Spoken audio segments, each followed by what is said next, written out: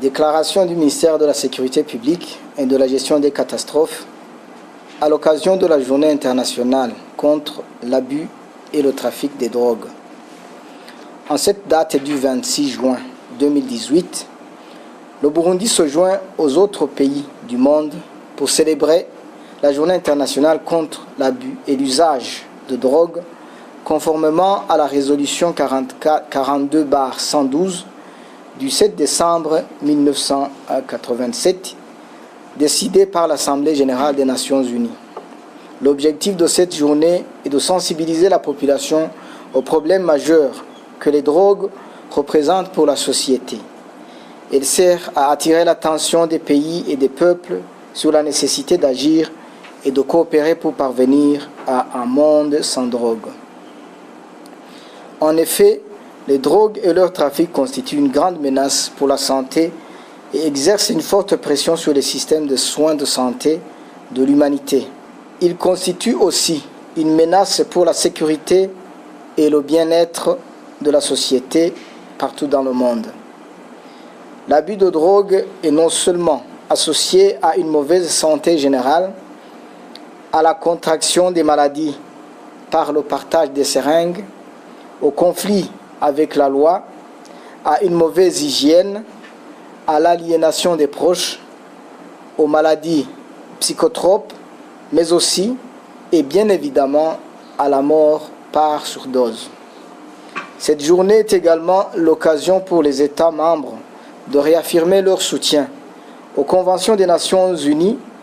qui visent le contrôle et l'approvisionnement mondial en médicaments. Selon le rapport de l'Office des Nations unies contre la drogue et le crime, dans le monde entier, près de 200 millions de personnes consomment des drogues illicites. D'après le rapport mondial sur les drogues, 29,5 millions de personnes souffrent des troubles liés à la consommation des stupéfiants, soit 0,6% de la population adulte mondiale. 12 millions se droguent par injection et vivent avec l'hépatite C, tandis qu'environ 1,3 million souffrent à la fois de l'hépatite C et du VIH-Sida. Au Burundi, une étude a été menée en mairie de Bujumbura en 2017 par des experts avec l'appui du ministère de la Santé publique et de la lutte contre le sida, avec la participation de la clinique Jeunesse au Clair médicale, et avait pour objectif d'estimer la taille en nombre des usagers de drogue, la séroprévalence du VIH parmi ceux-ci, les facteurs de risque associés chez les usagers de drogue, ainsi qu'une évaluation de l'état de réduction des méfaits chez ces consommateurs. Cette étude a ciblé 127 usagers de drogue à fumer et injectables. Parmi ces derniers, 48% avaient entre 18 et 24 ans, et parmi ces jeunes interviewés, 10,2% étaient séropositifs, 9,4% avaient le virus de l'hépatite B, tandis que 5,5% avaient le virus de l'hépatite C. On a constaté aussi que le partage des seringues est un problème réel des consommateurs de drogue injectables, car l'usage de nouvelles aiguilles pour s'injecter n'est pas la préoccupation de beaucoup d'entre eux. De plus, le partage du contenu des seringues et les rapports sexuels non protégés sont une réalité qui occasionne beaucoup de nouvelles infections, du VIH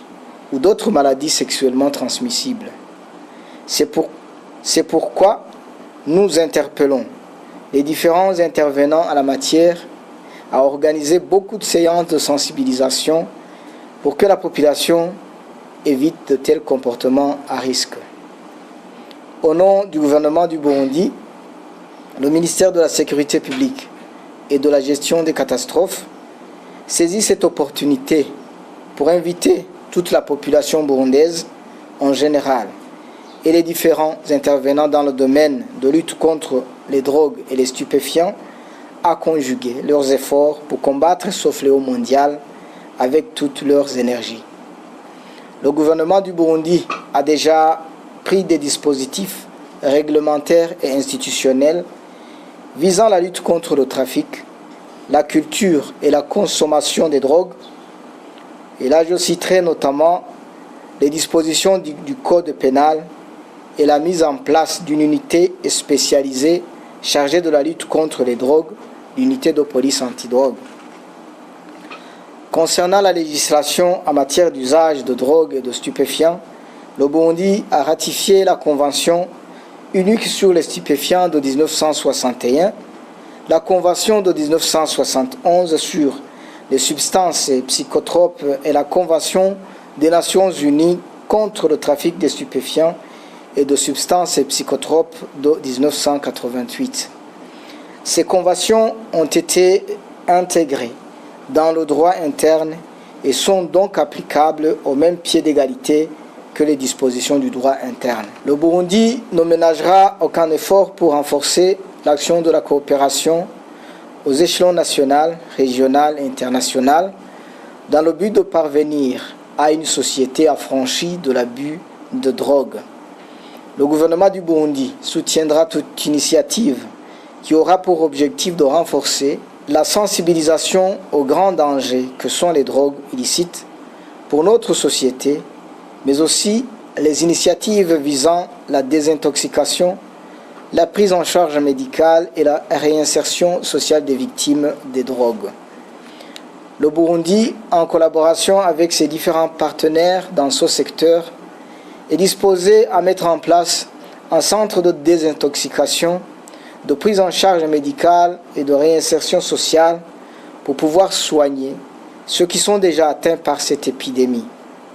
Nous l'appelons épidémie car le gouvernement du Burundi est déjà conscient que la consommation de drogue est aujourd'hui un problème de santé et de sécurité auquel il doit faire face. Le Burundi restera toujours sensible au problème mondial de la drogue et s'engage à améliorer sa politique dans ce domaine pour marquer une étape importante vers la réalisation des objectifs définis sur la coopération, sur la déclaration politique et le plan d'action des Nations Unies sur la coopération internationale en vue d'une stratégie intégrée et équilibrée de lutte contre le problème mondial de la drogue adoptée en 2009 et qui définissent les mesures qui doivent être prises par les États membres, ainsi que les objectifs en matière de lutte contre le problème mondial de la drogue de 2015 à 2019. Je vous remercie.